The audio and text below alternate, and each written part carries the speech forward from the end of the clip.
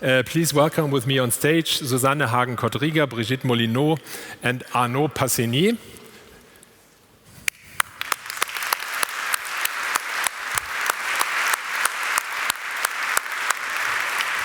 As was said before, 2 years ago we started, Brigitte, Frau Hagenkort, please take a seat.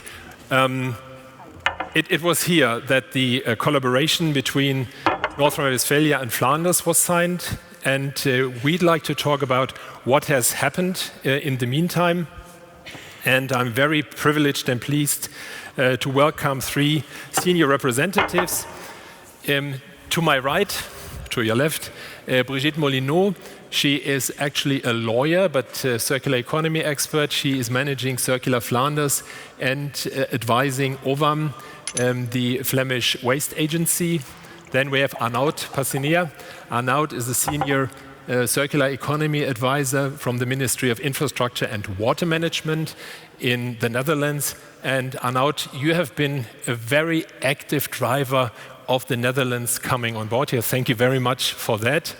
And Susanne Hagen-Kodriger, she is the General Director in our North Rhine-Westphalian Ministry, and some say she's the Chief Economist, a very data-driven lady. So welcome and thank you all for being here.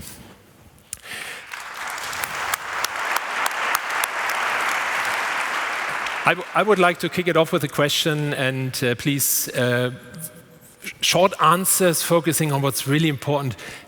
What characterizes your respective countries when it comes to circular economy? And what are the things you do particularly well? Maybe 1 or 2 things that stand out. Brigitte, if you want to start, or? We got the mandate to reduce our material footprint with 30% by 2030. It's a challenge. So we work on 6 thematic agendas, like for instance, construction, chemicals, bioeconomy, and so on.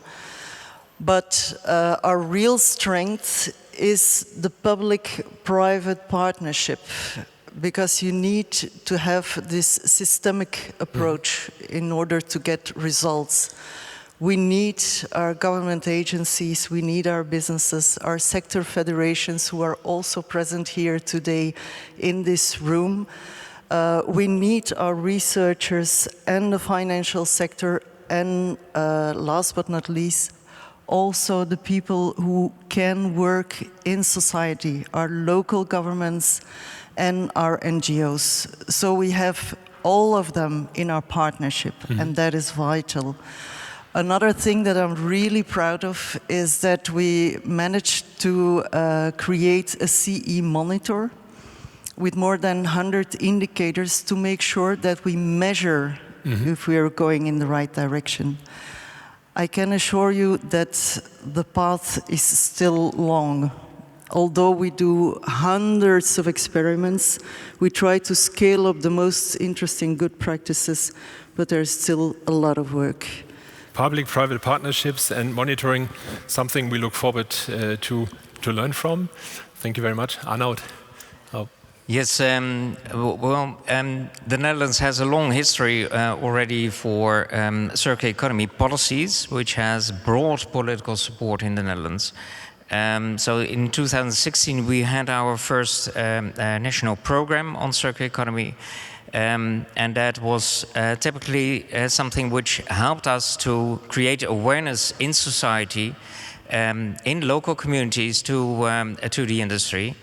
And what we have seen is that has developed a real movement towards circularity. But nowadays we see that we are changing our policies more in the direction of scaling up circular innovations.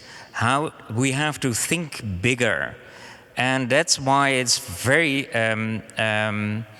useful that we start with the collaboration with North Rhine-Westphalia and Flanders, because in Europe we need a strong economy, we need a strong circular economy, and we need the help of each other to create that scaled, and maybe also an industry where the circular economy is the default.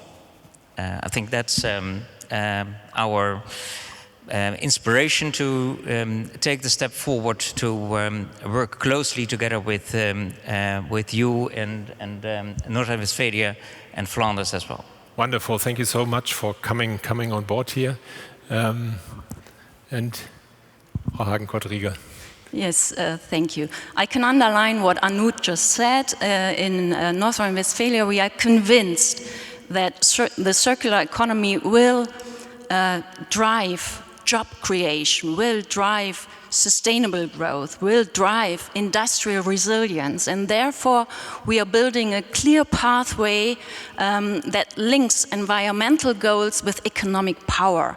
And we are developing this strategy together with the Ministry of Environment.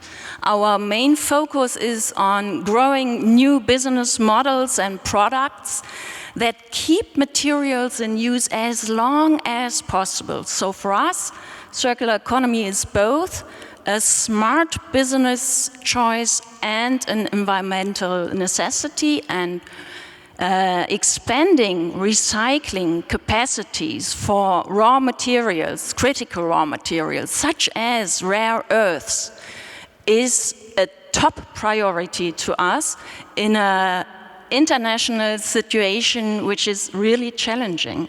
And together with our coordination office, which we established in September at the E4C, together with the Roundtable on Circular Value Creation and together with the Circular Valley Foundation, we try to put ideas into action across borders. And this is exactly what our strategy will build on. A survey says that circular economy projects may add up to 12 billion euros to German economy by 2030 and around 180,000 new jobs. And this is what we want to drive with our strategy. Wonderful. So we started with 3 very concrete projects. The first one was greening the chemical industry, so chemical industry. Second one was the future of battery materials here in Europe. And the third one is building material, obviously the biggest emission stream, so something we took on. And maybe if I could have that one picture showing what we are doing in the platform of the circular construction material. And while we are waiting for that, maybe a question. So what have you done on the side of the administrations? You already alluded to that, Susanne, but Anout, so what's going on behind the scenes? And I know you have been very active. Maybe the two of you can add to what Susanne said already. Anout or Brigitte. Yes, well, maybe it's really timely. We are ready for scaling up our industry and the circular businesses and circular innovations. But we need to have a larger scale of production and creating that value chain, because the lack of scale makes it impossible to have a sound business case. I don't have to tell you. We are at the stage that we have to have that leapfrogging towards a big industry, which helps us create that future. And not only in recycling, because a lot of people think circular economy is about recycling, but also on refurbishment, repair, etc. There are lots of opportunities to scale up in that field as well. Wonderful. Brigitte? Well, 2 years ago, our Minister President signed the MOU in order to connect our 2 public-private networks. And I think it was a good idea. In the meantime, I feel really at home here in North Rhine-Westphalen. because we've been working together very closely on these 3 topics. But what we've noticed is, in the meantime, that geopolitics are changing and it's going much faster than what we expected. So we have to move much faster. So therefore, it was a good idea to get the Netherlands involved as well, because the 3 of us, if we work together in the heart of Europe on the circular economy, we can work throughout the whole value chain. We can make these real strategic projects on the circular economy. If we can combine our industry forces, our innovation power of our SMEs, and then 3 government agencies, government organizations who are really into a circular economy in their policy, we can show Europe that cross-border circular economy is possible. Perfect. Coming back to the day-to-day, so we'll have the signing of the Trilateral Cooperation at 5:30. I trust that excites you as much as it does excite me. Anything else on the program today that you look forward to? Maybe one thing from each. Susanne? Well, I actually don't want to pick a particular session. I want to pick all these people here. We have an audience from science, from business, from startups, from civil society, from politics. And I want to invite you to join us in scaling up innovations, in exchanging knowledge, in implementing solutions for circularity. I think together we can form a more powerful, a stronger, a more sustainable and more resilient Europe. And therefore it's very important that we work together, because we have the same challenges, the same chances, and we can learn from each other and support each other. We have met, for example, when we visited the Gemmelot campus, which is a traditional chemical region in the Netherlands. And there, this campus, to me, is an innovation hotspot that bridges a traditional chemical industry region with circular economy leadership. And this is why we work together.